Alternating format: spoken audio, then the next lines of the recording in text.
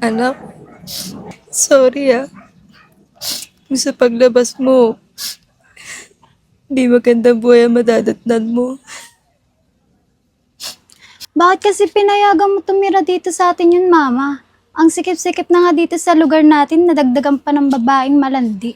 Baka mamaya hindi na yan umalis dyan, ha? Okay lang, kahit di sila umalis. Di naman libre pagtira nila. Sisingilan ko sila ng upa. Ano akala nila? Libre ang pagtira nila dito.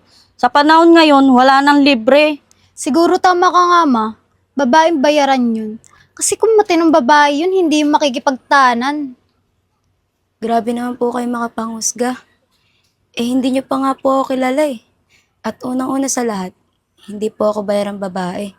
Sa katunayan po niyan, nag-aaral pa po ako. Di po ako nabuntis ni Lester dahil bayaran akong babae, kundi dahil nagmamahalan po kami. Ano pinagsasabi mo? Chismosa ka rin eh, no? Di ka naman kinakausap, sabat ka ng sabat. Narinig ko po yung pinag-uusapan niyo tungkol sa akin. Sabi niyo po, kung saan-saan lang ako napulot ni Lester at mukha akong bayarang babae. Eh bakit? Totoo naman na, mukha kang babaeng bayaran. Kababata mo pa, nagpabuntis ka kaagad. Anong gusto mong maging tingin namin sa'yo? Babaeng birhen? Bakit nga ba mahal kita kahit di pinapansin ang damdamin ko? Di mo man ako mahal, eto pa rin ako nagmamahal ng tapat sa'yo.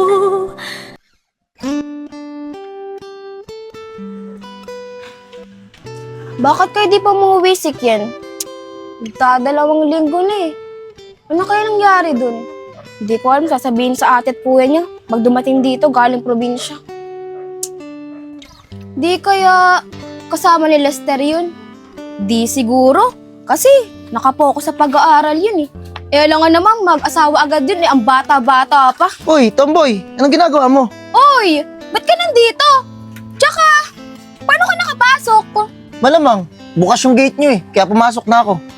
Porket bukas, papasok ka na agad. Eh bakit ba? Ano ba kailangan mo? Nabalitaan ko kasi. Sinagot nung Ken si Bossing. Tapos, binawi din agad. Ano ba talaga nangyari? Ah, yun ba? Yung totoo talaga niyan. Ginamit lang talaga ni Ken si Jo para pagsilosin yung best friend niya. Kasi, yun talaga yung gusto niya eh. Sama pala talaga ng ugali ng babaeng yun. Kailangan niya pag gumamit ng ibang tao para pagsilosin yung best friend niya. Tingnan mo yung bossing ko ngayon. Hindi na nagkatrabaho, palaging tulala, hindi na rin nagkakakain. Nasaan ba yung babaeng yun? Kakausapin ko. Yun nga yung problema ko ngayon eh. Kasi, 2 linggo lang di umuwi yun. Ang hinala ko, baka magkasama sila ni Lester at baka nagtala na yun. Ba't di mo tawagan? May cellphone naman yata yun. Ilang araw ko nang ginagawa yan eh. Pero para nakapatay yung cellphone niya. Siguro, para di siya matawagan. Hay nako, mga babae nga naman talaga oh. Wala ka mapapalang maganda. Niloko na nga dati, niloko pa rin ngayon. Diyan ka na nga. Walang mapapalang maganda. Di lahat ng babae, no? Teka lang, tumboy nga pala ako.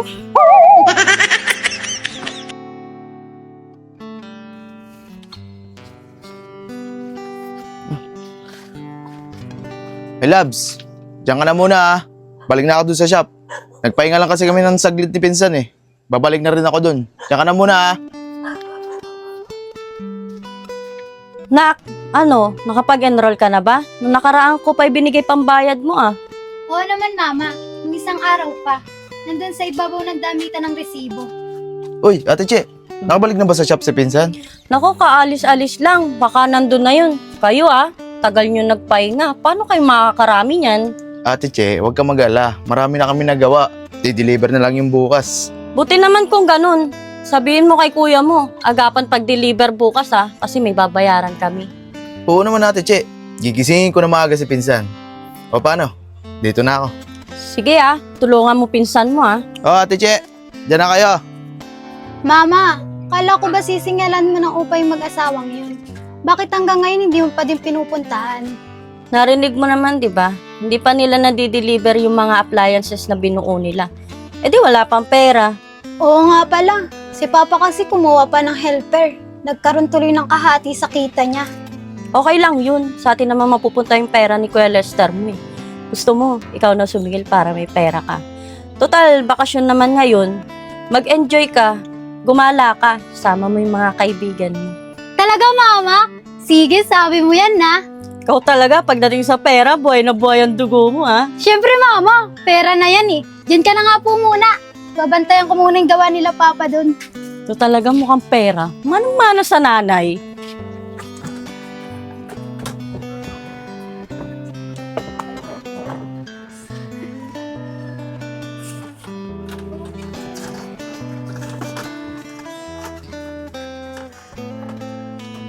Uy, minsan.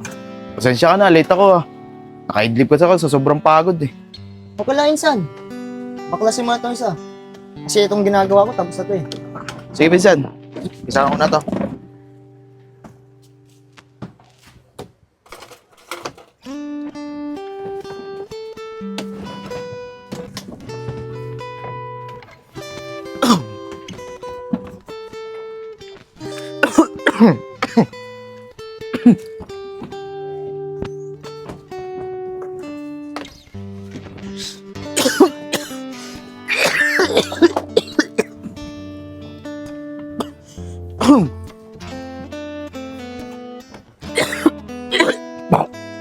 Insan, parang habang tumatagal ah. Palala yung ubo mo. Wala to, insan. Baka dahil lang to sa likabok sa mga ginagawa natin. Insan, magpa-check up ka kaya? Kuya Lester, uminom ka ng diet tabs para mawala yung ubo mo. Anak, para yan sa pagtatay. Hindi yan para sa ubo. Sorry, Papa. Mali pala. Kayo talaga mag-ama. Pinagtitripan nyo na naman ako. Diyan na nga kayo, tatapusin ko na to.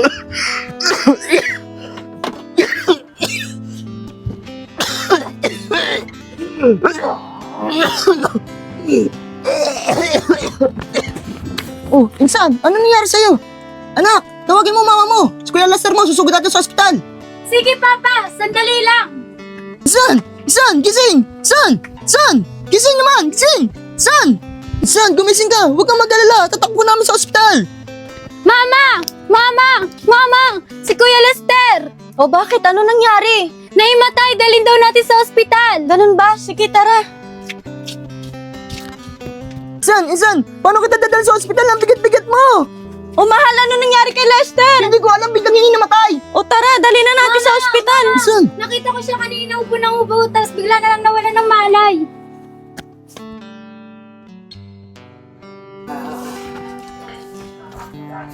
Tol, bilisan mo. Tol, buti na lang, wala si Lester. Nakuha agad natin kapatid yung si Ken.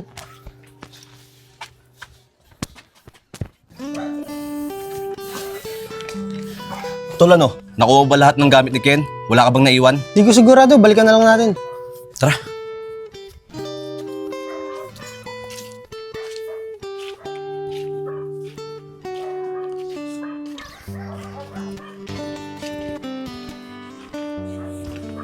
Insan, okay na ba pakiramdam mo?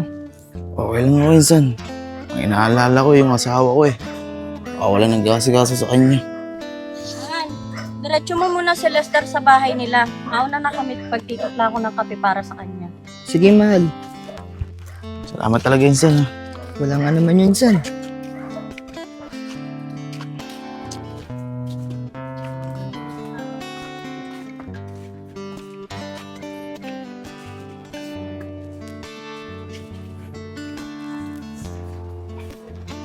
Insan, dahan-dahan lang ah. Okay, insan.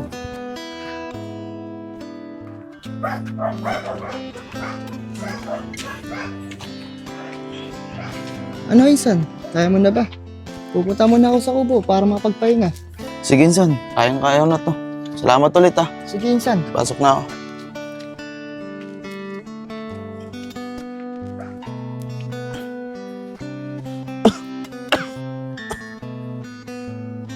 Nasaan si Ken? Nasaan ang asawa ko? Ken, my loves! Nasaan ka?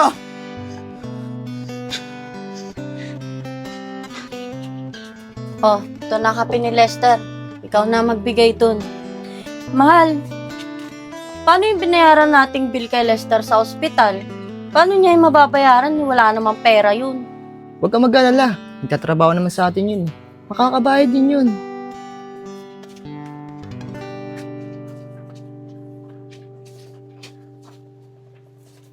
Eh paano yun? Huhulog-hulugan niya sa atin. Magkano lang naman kinikita nun ah? Eh kailangan din natin ng pera. Ate Che, minsan, nasaan ang asawa ko si Ken? Eh malay ko, magkakasama tayo sa ospital ah. Oo nga, insan. Kakasama tayo din eh. Baka naman umuwi na sa kanila. O kaya sumama sa ibang lalaki kasi akala patay ka na. Jo, anong ginagawa mo rito? Paano mo nalaman yung lugar namin? Andito kami para kunin si Ken. Bakit? Nasaan si Ken? Andun sa sasakyan, kasama ang mga magulang niya. At wag mo nang tangkain, napuntahan pa siya. Kasi kung magpupumilit ka, pwede ka nilang kasuhan ng child abuse. Dahil bumuntis ka ng 16 anyos. Ano bang pakialam mo? Nagmamahalan naman kami dalawa. Bakit ikaw? Niligawan mo din naman siya. Eh di yun din ang plano mo. Buntisin yung 16 anyos. Alam mo ikaw, mali ang pananaw mo sa pag-ibig. Oo, niligawan ko siya.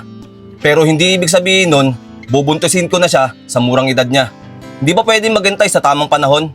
At kung iginagalang mo ang babae, dapat hintayin mo siya sa tamang edad niya. Jo, huwag ka nang makialam dito. Buntis si Ken. Paano na lang yung magiging anak namin? Tol, labas na tayo dun. Sa pagkakaalam ko, sila na mag-aalaga dun sa bata. Pre, ako yung kapatid ni Ken. Simula ngayong araw to, ayoko na kayong makita magkasama. Dahil kung hindi, ako mismo magpapakulong sa'yo. Tara na, kunin natin yung ibang gamit ni Ken dun.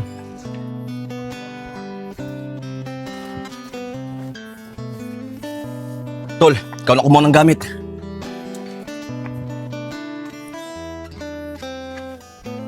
Ano? Sigurado ka bang wala nang naiwan? Wala na, tol. Tara na. Hayaan mo na yun, Lester. Marami pa naman ibang babae dyan. Ate Che, hindi naman ganun kadali yun eh. Mahal na mahal ko si Ken. Eh maling-mali naman kasi nagmahal ka ng minor de edad.